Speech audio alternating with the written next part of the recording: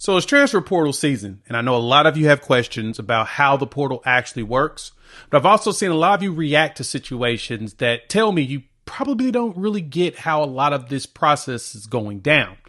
You may have seen a player that hit the portal and had you rubbing your hands like Birdman thinking, love for my team to snag that guy. And then your team doesn't. He makes a visit, but says, nah, he's good. Then you're asking, what's going on? Why is my team struggling in getting certain players and other teams are doing a fantastic job of getting a whole bunch of guys in the transfer portal? Well, there's a few key reasons why when it comes to building a roster and why that may be going down. But you also got to understand why players are in the portal in the first place. So I want to break that down for a lot of people, especially those that are uninitiated into understanding the portal. I want to talk through why players hit the transfer portal, what happens in the process of going through the portal and talking to teams, and why some teams don't choose players or choose others. Because there's a multifaceted approach to this. So let's break it all down. Before we do that, welcome to Unfair Sports. I'm your host, Jay. Thank y'all for pulling up to the channel. If you like college football content, please hit that like button. And if you're new to the channel, subscribe. We would love for you to join this family of college football fans. We talk a lot of OU football here and college football in general and always have a blast doing it. And so the portal, we're going to talk through those three facets of what happens with the portal. So let's start off with the first one.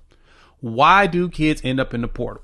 So the transfer portal itself was created, back, a few years ago, right around the judgment with the NCAA and Austin on them paying the players, the name, image, and likeness piece. That's really when the transfer portal begun its life, was around that lawsuit. Now, of course, now we see NIL that's also involved. So there's a lot of things that's happening with the portal that a lot of you have to understand that, man, this thing is complex. It's a lot more nuance to it than you think, a lot of complexity behind it. And so kids typically get in the portal, to me, for about three reasons.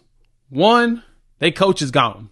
Whenever a coach leaves, the staff is turned over, you're going to see a lot of dudes hit that portal. They have a 30-day window from the day their head coach is fired that they can go into the portal and start shopping around, decide if they want to stay with the new regime or stay with their old coaching staff.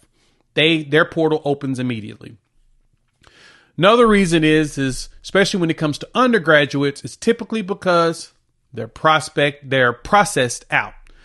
Your underclassmen, as well as your graduate transfers, most of those conversations is the staff has let them know, hey, you're kind of falling in the depth chart. There's a good chance you're probably not going to play here.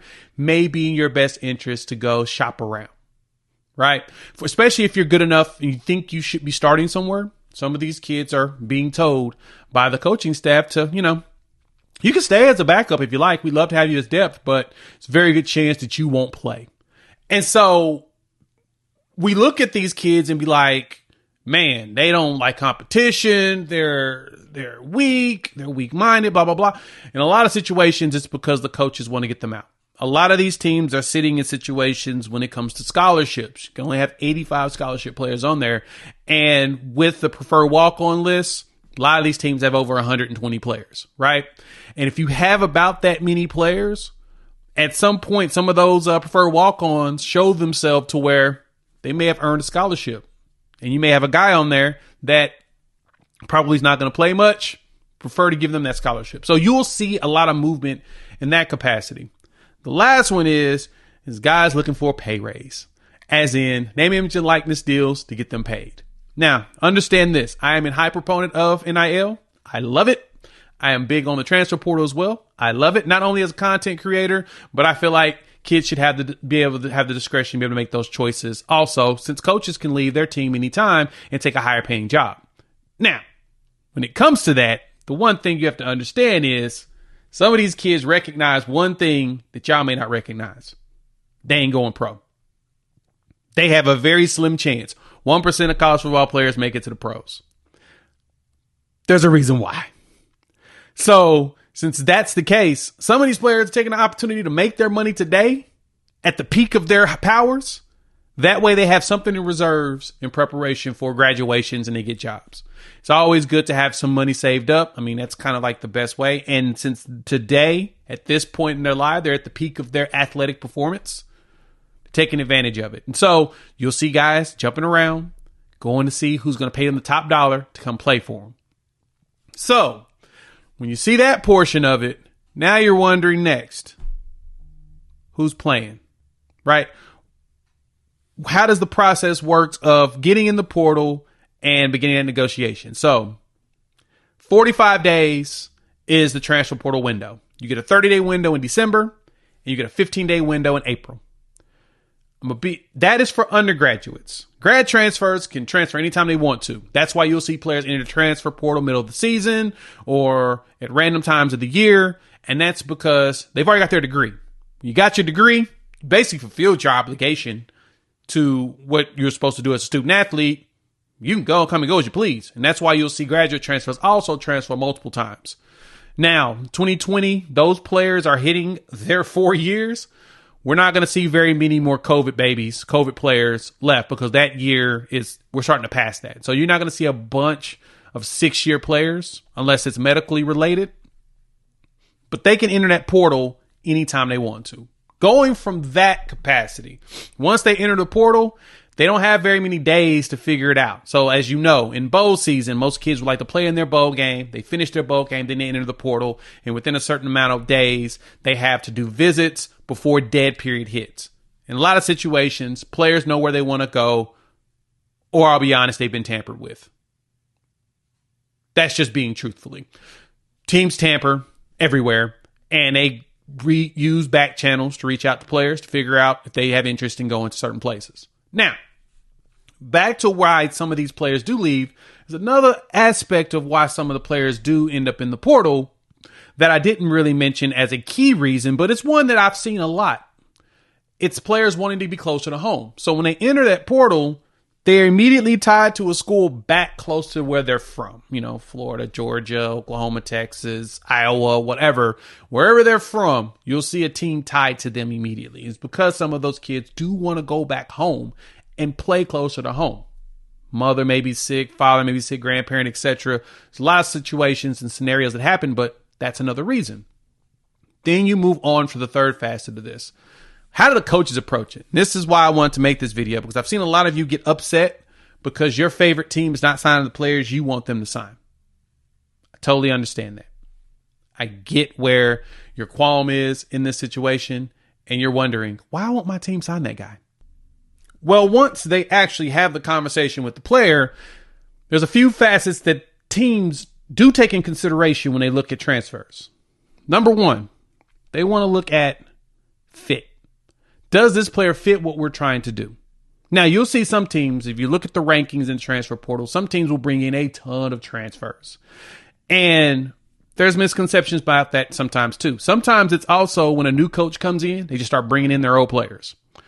In other situations, like what we're seeing at Ole Miss and as well as at Colorado, which are probably the two biggest ones right now, they're just refreshing their roster with transfer guys. Now, the game has not proven to us if building a team out of the transfer portal is possible fully. We're learning now. We'll find out within the next 4 years if that is a sustainable recipe for success. Personally, I don't see it. It seems like your best teams are doing their best by having a foundation of high school players that they're building up over years. But we'll see what Colorado and Ole Miss does and see if that leads to them being able to compete for actual championships. Now, I can say that a team full of portal guys will get you into the playoffs. TCU showed us. They had a team full of them when Sonny Dykes took the job. But they also had a lot of fifth-year seniors and veterans on that roster before Sonny got there. The question's going to be, is that possible to get over the hump of winning a championship from a team that's foundation is built on high schoolers? So you got to see if it fits. That fit is key because the one thing you don't want to do is alienate your recruiting base. Some of the schools that are very heavy in the transfer portal don't recruit a lot of high schoolers. The teams that aren't very high in the transfer portal spend a lot of time recruiting high schoolers. Now, the good thing about the transfer portal is you can get guys that have been humbled at the collegiate level, they're ready to play. The other problem you run into is you've got guys that probably aren't as good as they think they are, and they have higher demands. And so when you start hearing about the NIL bag situations and players getting bagged, as I mentioned earlier, a lot of the times it's because they recognize they ain't going pro. So next thing is the coaches have to decide, is this guy worth the value that he's asking for the money he's asking for? The transfer portal itself is more retail pricing, where high school players are considered wholesale pricing. For those that are uninitiated, understand what that means. High school kids are like buying stuff at your bulk sellers and getting them at the lowest price for it. Suppliers. Transfer portals like buying the guys from the local grocery store at the retail price, which is always higher than what it is at the wholesaler. Now, one player, Jaren Kanak, plays for Oklahoma and was on the podcast called Podcast on the Prairie. He mentioned on the show that there's a lot more money in the transfer portal than there is coming out of high school. Because just like your employer, everybody gets lowballed coming into the job. Everybody does. And they are trying to get you for the lowest possible rate because they're a company of profitability in some capacities. Or they want to make sure they can add additional people. It's no different than you see with NIL. Transfer guys know the money figures. They're asking for more. High schoolers coming in, they don't know. They're just negotiating what they think, and they go. So because of that, transfer guys are always more expensive. And that's where people wonder if there's going to be a divide in the locker room if a team brings in a bunch of transfer guys that they know are making more money than them. That's a piece of fit, something dynamic you have to consider. The last thing is some schools are building their teams with, like I said, transfer guys. Others are using it as a supplement for young players that haven't played yet, or players in the high school recruiting that they did not close on and they need an additional position for depth. There's a big difference in between the two, and you're starting to see it now. So I put this video together specifically to talk about some things to consider with the transfer portal. If there's one thing I want you to take from this is, remember, transfer portal players are retail prices. High schoolers are wholesale price. You get better value out of high school and building up and paying them more over time than you do going in the transfer portal and grabbing a guy. Because if a starter hits in the transfer portal, there's a reason why the school let them go. Always keep that in mind.